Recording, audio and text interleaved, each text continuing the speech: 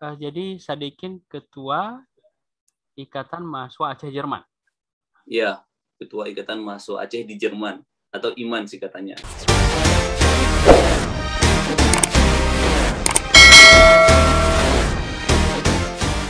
Informasi tentang beasiswa 2D, DAD sambilan kerja, waktu kosong, apply, habis kontrak, alhamdulillah lulus juga DAD, langsung nggak kerja lagi, ambil beasiswa gitu. Iya, dan waktu itu yang beasiswa Aussie belum keluar ya? Beasiswa Aussie waktu itu sedikit nggak diterima, gagal. Ya. Belum beruntung, belum rezeki Ya, di sana, belum Bang. beruntung. Ya. Belum beruntung, barangkali nanti PhD-nya di sana. Insya Allah. Amin, mudah-mudahan ya. Amin, insya Allah.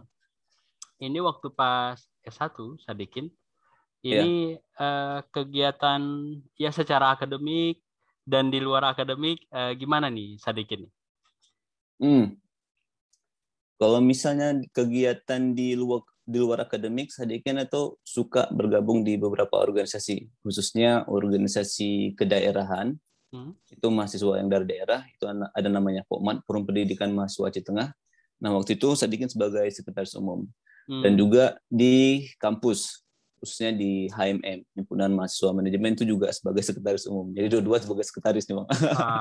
Jadi suka berorganisasi sih sebenarnya di sana, gabung kegiatan. Jadi dua-dua organisasi mahasiswa daerah juga di kampus itu. Kalau misalnya ditanya tentang kegiatan akademik, suka ini juga sebelumnya kenapa di bagian entrepreneurship. Jadi kalau misalnya ada lomba-lomba entrepreneurship, alhamdulillah sama kawan pernah juara kayak itu di Suncia kayak itu tentang bisnis idea. Bisnis idea. Terus pernah menerima beasiswa Jarum juga tahun 2013-14 gitu. Itu di bagian akademiknya juga. Gue aja mungkin pengalamannya banyak kali. Organisasi yang dua tadi atau masih ada organisasi lain yang diikuti? Banyak sebenarnya organisasi lain juga. Pernah ikut juga organisasi seperti kayak di ini. Sebenarnya gabung sih organisasi 4 mahasiswa dari kabupaten daerah. Jadi contohnya dari Benar Meriah, Takengon, terus Gailuas dan di Tenggara ada organisasi Terusus juga. Terus pernah ikut organisasi tapi saya lupa namanya karena udah lama kali 2012 itu di bawah KPK Gerak. Di bawah Gerak Aceh ya. Pernah gabung di sana juga, sekolah di situ. Terus ya mungkin itu aja sih, Bang, organisasinya nggak terlalu banyak juga. Iya. Tapi itu luar biasa. Jadi keaktifan Sadikin, kemudian berpikir inovasi, manajerial, ini kan nggak terlepas dari pengalaman pas S1 tadi. Di luar perkuliahan, apalagi posisinya sekum. Ini kan penggerak organisasi, manajerial, ini kan posisinya di sekum ini. Iya, betul. Ya, tentu ini jadi pengalaman berharga untuk modal berkampus, bermasyarakat, dan yang lebih luas, termasuk untuk S2 ini. Kalau dari nilai akademiknya gimana, Sadikin? Kalau dari nilai akademik, alhamdulillah kebetulan jurusan yang sekarang dengan S1 linear nih, Bang. Iya. Jadi di manajemen kan kita berbicara tentang bisnis juga gitu. Terus di sekarang MBA juga berbicara tentang bisnis, jadi nggak terlalu banyak kendala. Kalau untuk sekarang ya IPK-nya lumayan lah, Bang. Itu masih karena konversi nilai kita di Indonesia dengan Jerman itu beda. Kalau di sini 1 itu bagus gitu. Kalau 5 itu baru sangat buruk ya. Kalau kita kan di Indonesia 4 itu bagus ya. 4 yang paling bagus, yang 1 buruk. Nah, jadi kalau misalkan IPK sekarang itu masih sekitar 2. Ya. Nah, jadi kalau di Indonesia 3 ya. Ya, insya Allah. Ya. Nah, waktu pas S1 gimana? 3? 3,5? Pas S1 ya. Mas Sadikin masih ingat tuh pas S1 itu sekitar 3,53. Wah, ini hebat sekali ya. Jadi capaian akademik dan bisa dibagi antara akademik dan non-akademiknya seiring, kemudian berjalan bersamaan, tapi tidak meninggalkan perkuliahannya dengan capaian IPK 3,5, tambah lagi dapat beasiswa. Ini hebat sekali ya. Nah, kalau untuk sekolahnya di mana? Di Takengon? Sekolah. Kalau SMA, SD, SMP, SD? iya Ya? ya. Kalau SD Sadikin itu di SD 1 Simpang Kelaping Ya. di Pegasing. Terus SMP 4 Takengon itu di Kota Takengon. SMA Sadikin pindah ke SMA 3 Banda Aceh. Merantau itu. Karena kebetulan nggak tahu ya, mungkin dari keluarga memang abang-abang tuh kalau SMA tuh udah pindah sekolah semuanya. Ada yang di Biren, itu kebanyakan di Biren, terus ke Banda Aceh juga. Memang dididikan dari orang tua suruh kalau SMA udah harus keluar ya itu mandiri. Iya, iya. Jadi hijrah ya untuk memberikan Hijrah. pengalaman lebih, Yes. kemudian survival lebih, kemudian ya dari karakternya, kemudian fighting spiritnya juga lebih. Nah, dan ini lagi-lagi jadi modal sampai Sadikin ke Jerman ini ya. Pas sekolah itu ya sama, bagaimana kegiatan belajar, kemudian secara kegiatan OSIS, sekolah yang lain, itu gimana? Nah, kebetulan kan Sadikin pas SMA itu akselerasi. Jadi sekolah kita cuma sekitar sampai 2 tahun aja. Jadi nggak ada kesempatan waktu buat gabung di organisasi. Memang itu juga saya dari kebijakan sekolah juga kita fokus belajarnya dari pagi sampai sore, pagi sampai sore. Palingan nanti kita ada tambahan kelas malam yaitu di bimbel-bimbel yang lain itu. Pas SMA belum sempat. Mungkin SMP yang sedikit suka untuk gabung-gabung gitu. Di SMA seingat sedikit cuma 1 pramuka dulu Bang ya. Ya. Normal gitu. Tapi selebihnya memang fokusnya di studi gitu pas SMA-nya. Ya. Ini masuk ranking juga pas SMA 4 itu. SMA 3. SMA 3, sorry. Ya. Nah, pas masuk SMA 3 ada urutan ranking, ada tesnya juga. Ya.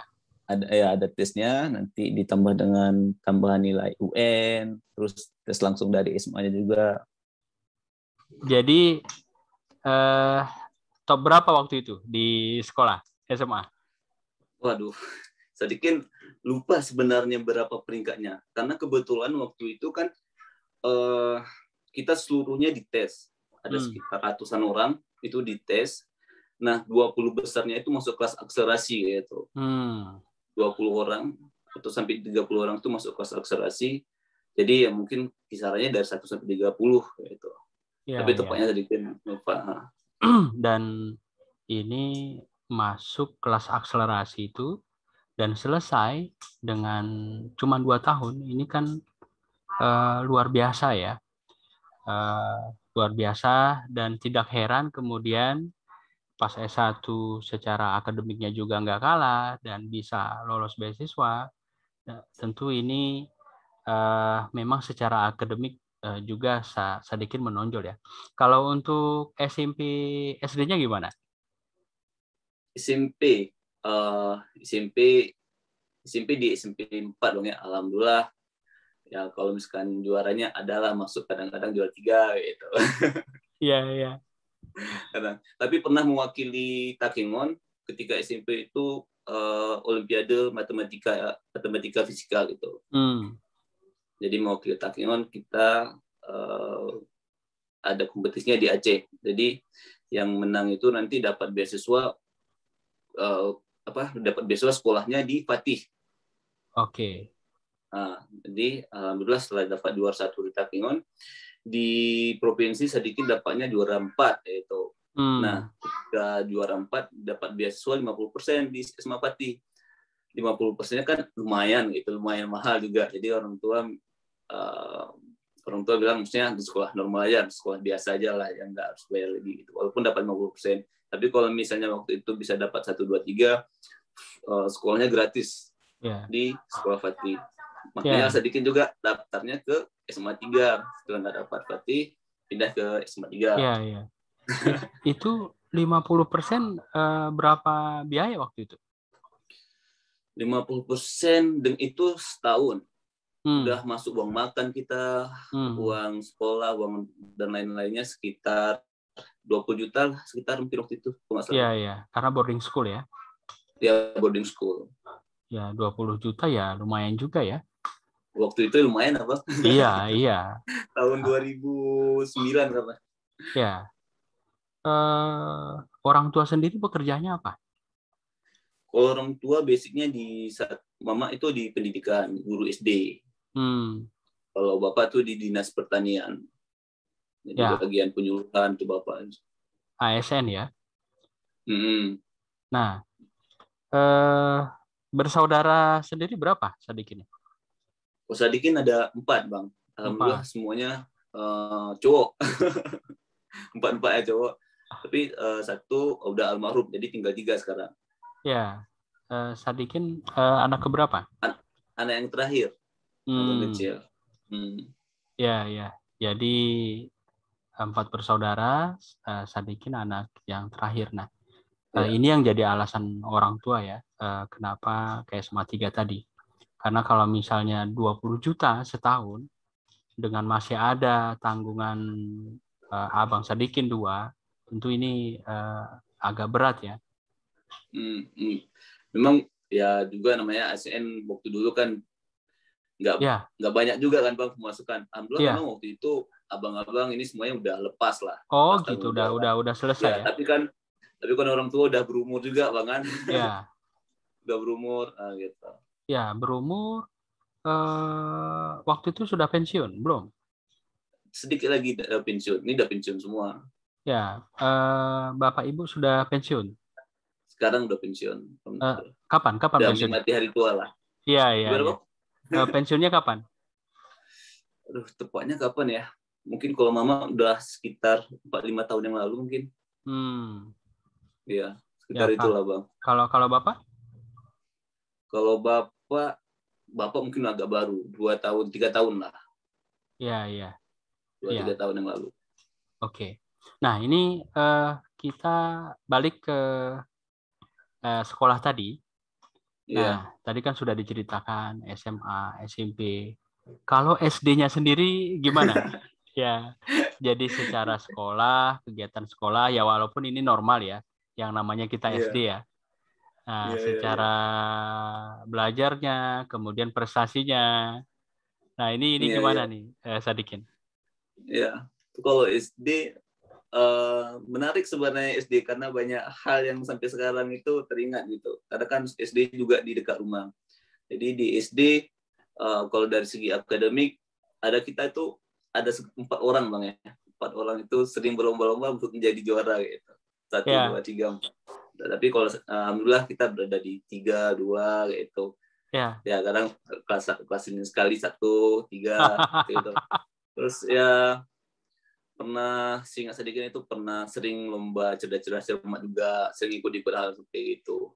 Cerdas cermat apa? Matematika sedikit ingatnya. Matematika ya. Karena memang suka matematika. Oke. Di tingkat sekolah, kemudian berlanjut di tingkat kabupaten. Tingkat kabupaten pernah sekali, tapi kalah. Iya. Tapi itu kan hebat loh, sedikit jadi setingkat SD ya bisa ikut kompetisi di tingkat kabupaten walaupun kalah, tapi kita bagian dari lomba itu gitu karena sudah di level kabupaten. Nah, makanya tidak heran tadi pas SMP mewakili Aceh Tengah ke tingkat provinsi dan di posisi nomor 4 itu juga luar biasa. Apalagi dengan membandingkan misalnya ya Aceh Tengah dengan daerah lainnya di Aceh ya, yang tentu ya barangkali Banda Aceh, kemudian Pidi, Luxmawi, Aceh Utara itu lebih maju ya. Kalau sekarang kan Aceh Selatan ya, kalau yang saya ikuti perkembangan pendidikan di Aceh ya juga lumayan ya. Iya betul bang. Ya, Ibu mengajar di SD yang sama? SD. Enggak.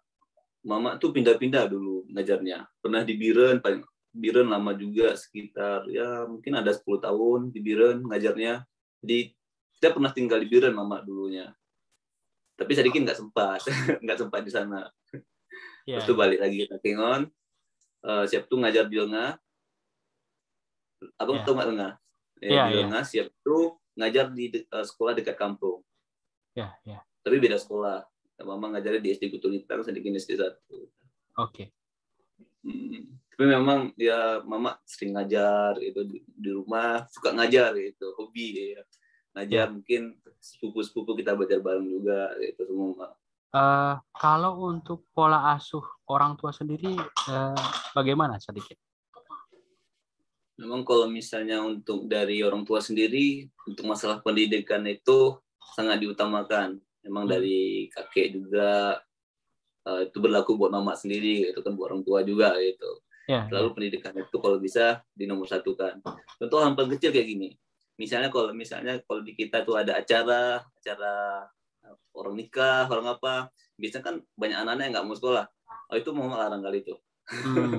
Harus sekolah dulu baru ini. Itu hal paling kecil seperti itu. Terus kalau misalnya malam itu Mama tuh suka ngajarin kita, khususnya matematika. Makanya sedikit juga suka matematika gitu. Terus pelajaran-pelajaran lain orang tua juga nemanin belajar, kerjain tugas gitu. Kerjain tugas. Nah, di satu sisi karena Mama juga guru, kan Mama kadang-kadang setiap malam itu suka lihat-lihat buku atau lagi koreksi jawaban. Nah, sedikit tuh kadang improve situ buat lihat apa, jadi belajar sama-sama. Ini kok nggak tanya sama Mama. Dan itu juga berlaku bukan cuma buat sedikit aja itu, abang-abang dulu juga seperti itu diajarin. Dan kebetulan juga kondisi dari keluarga besar juga mendukung hal-hal dan mendukung pendidikan itu. Itu mungkin sangat berpengaruh besar abang ya, besar sampai sedikit itu misalnya suka hal-hal akademik sebelumnya gitu. Ya karena memang dari pola asuh, dari keteladanan orang tua tadi juga ya, tambah motivasi dan contoh di keluarga besar sendiri.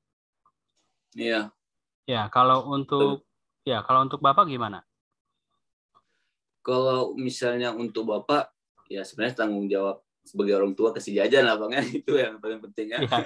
Tapi yang kalau dari segi Bapak itu misalnya pendidikan dalam bidang agama contohnya nih. Nah, itu kalau misalnya ngaji itu nggak bisa, harus pergi gimana caranya. Karena kan kalau kita di kampung kan banyak ajakan jalan-jalan dulu. Itu kalau misalnya tahu kita nggak ngaji itu kan sampai rumah bisa dimarahin gitu. Nah, itu ngaji sore. Belum lagi nanti kalau misalnya ada pengajian siap maghrib bisa di rumah tetangga misalnya itu harus pergi baru bisa pulang itu.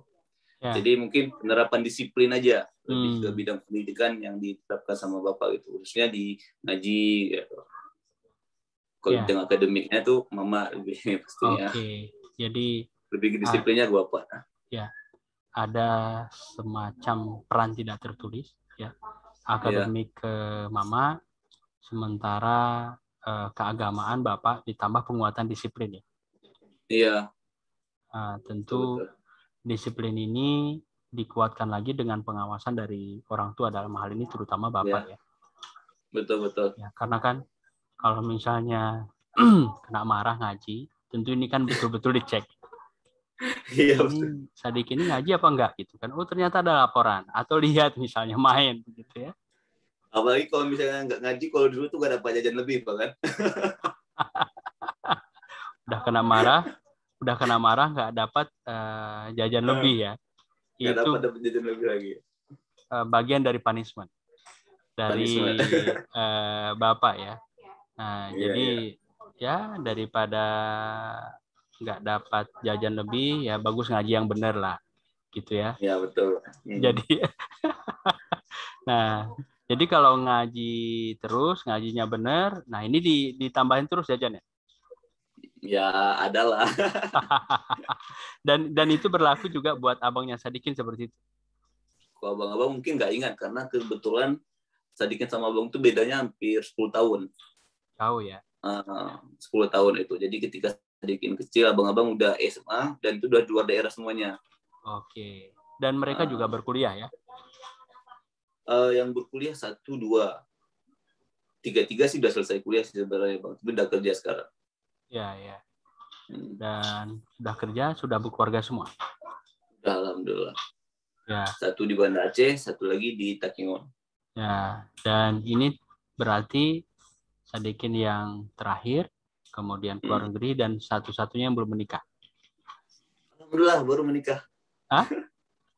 Alhamdulillah baru menikah kemarin, Bang. Oh iya, baru menikah. Kapan? Pas pulang kemarin ke Indonesia, kan Sadikin pulangnya sekitar bulan 1. Jadi nikahnya sekitar bulan 4. 2 bulan di Indonesia, balik lagi ke sini. Ini nanti balik lagi bentar lagi sana, baru insya Allah bawa keluarga ke sini. Ya, istri orang mana? Istri di Banda Aceh juga. Oke, jadi sekarang di Aceh. Aceh. Ini Sadikin menuntaskan perjuangan. Iya, menuntaskan dulu perjuangan dikit lagi bang ya. Iya, dikit lagi. Nah, baru balik ke Aceh ya. Dari kampus yang sama, Unsiah dulu. Iya, sama. Istri juga dulu dari Unsiah, tapi jurusnya beda. Jurusnya di hukum waktu itu. Ya, dari Takengon. Orang Takengon juga istri, bukan? Enggak, istri orang Aceh Besar. Oh, orang Aceh Besar ya. Aceh Besar. Jadi sekampus, jadi sudah saling kenal, paham, makanya saling mendukung, saling membesarkan, menghebatkan ya. Nah ini ini luar biasa. Jadi tidak luar biasa, jadi masalah kalau misalnya Sadikin maju, nah ini minta mundur. Ya. Oke, baik. Terakhir Sadikin, ini inspiratif sekali ya. Pesan Sadikin nih buat anak-anak Indonesia yang dengar podcast kita ini, terutama anak-anak yang dari daerah yang serba terbatas ya, dari sisi keluarga, kemudian dari yang lain-lain ya, walaupun sekarang infrastruktur IT di daerah itu sudah lebih bagus dari masa sebelumnya. Nah, kalau misalnya saran Sadikin itu, Sadikin berpikiran seperti ini. Insya Allah tidak ada yang tidak mungkin gitu. Selagi kita masih mau berusaha, berikhtiar, berdoa, insya Allah semuanya bisa terjadi. Gitu. Itu hal umum yang mungkin Sadikin juga tanam sama diri sendiri itu. Nah, teknisnya itu ikhtiarnya itu jangan setengah-setengah, harus totalitas. Harus totalitas sampai itu ketemu. Nah, contoh misalnya Sadikin itu cari beasiswa 2-3 tahun gitu. Selain itu, selain ikhtiar kita nggak boleh sombong sama ikhtiar kita dia. Perlu doa juga, doa orang tua, sedekah, itu penting kali. Karena dengan adanya penguatan rohani kita, insya Allah ikhtiar kita itu berjalan lebih mudah, lebih lancar gitu. Jadi semuanya berbarengan datangnya. Jadi insya Allah yakin aja semuanya pasti bakal tercapai gitu bang. Itu aja mungkin pesan-pesan secara umum, pelaksanaan seperti itu. Ya. Secara khusus ada yang mau disampaikan ke orang tua, istri dan keluarga di Aceh? Ya, buat orang tua sebenarnya semua ini kan berkat doa orang tua juga. Memang berkat doa orang tua, dan ini juga salah satu mungkin impian dari orang tua juga melihat anaknya sekolah bisa jauh lebih tinggi. Mungkin kalau Sadikin secara pribadi ya mungkin dalam doa ucapin terima kasih buat orang tua juga. Terus untuk istri, terima kasih juga buat dukungan dan support. Nah, mudah-mudahan sabar 2 bulan lagi bisa pulang ya gitu. Jadi sabar-sabar dulu ya. Sabar-sabar dulu gitu. Ya, dengan status nanti pengantin baru. Ya. Harus LDR dulu bang. Iya. LDR. Nah, alhamdulillah sinyal jaringan lancar di Aceh, nggak masalah ya? Ya, aman. Insya Allah. Video call pun lancar sekarang. Ya, video call pun lancar. Aman. Jadi memperpendek jarak, memudahkan komunikasi, dan mengobati kerinduan terhadap istri, orang tua, dan keluarga di Aceh. Ada lagi yang mau disampaikan? Mungkin mau disampaikan buat kawan-kawan yang khususnya dari Aceh nih Bang, atau Indonesia secara umumnya, nggak ada salahnya buat coba belajar, ambil studi di Jerman itu. Karena saya pribadi lumayan puas terhadap pendidikan di sini.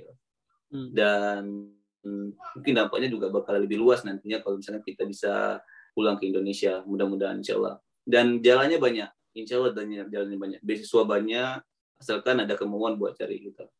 Tetap semangat buat teman-teman dan tetap ikhtiar juga. Mudah-mudahan channel atau diskusi kita hari ini bisa jadi penghubung buat semuanya dan bisa di-share ke teman-teman lainnya, baik itu saudara maupun adik-adik kita di rumah. Jadi jangan lupa subscribe dan nonton juga video-video yang sebelumnya. Nah, mungkin sedikit informasi buat teman-teman mahasiswa dari Aceh yang ada di Jerman yang mungkin kebetulan belum terdaftar. Saya atas nama Ketua Ikatan Mahasiswa Aceh di Jerman atau IMAN mengharapkan tetap menjaga silaturahimnya, kontak dengan kita, atau mungkin mahasiswa-mahasiswa di luar mau gabung dengan IMAN bisa hubungin sama saya pribadi atau di akun resminya IMAN sendiri. Ya.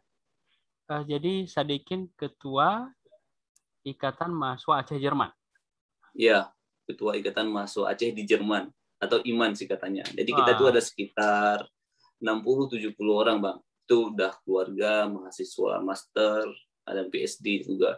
Gitu. Ya. Alhamdulillah selama ini silaturahmi terjaga, tapi mungkin ada beberapa yang belum terdata gitu. Ya. Ini dari tahun berapa? Dari tahun 2019. Dan kebetulan ini ya tahun depan nanti ada pengurusan baru, mudah-mudahan. Ya, jadi ini selesai, berganti ke pengurusan, tugas organisasi selesai, kuliah selesai, dan balik ke Aceh. Mungkin itu aja buat Bang Yusradi. Semoga tetap semangat buat konten-konten kreatifnya, bisa memberikan inspirasi juga buat kawan-kawan yang lainnya. Ya, minimal orang-orang sekitar, orang yang menonton ini semuanya bisa dapat beasiswa atau bisa kuliah ke luar negeri itu. Ya, amin. Amin, Allah. Luar biasa, Sadikin. Terima kasih banyak ini atas waktu, kesempatan, dan sudah berkenan berbagi. Mudah-mudahan podcast kita bisa menjadi pemuda dan membantu mahasiswa Indonesia, terutama dari daerah-daerah, untuk bisa meneruskan pendidikan luar negeri, terutama ke Jerman. Jadi terima kasih Sadikin sekali lagi, sehat walafiat, dilancarkan sampai selesai, apalagi status pengantin baru sudah menunggu, ya, dan keluarga menunggu, dan kontribusi dari Sadikin untuk Aceh juga ditunggu. Terima kasih sekali lagi, sukses terus. Assalamualaikum Sadikin. Waalaikumsalam warahmatullahi wabarakatuh.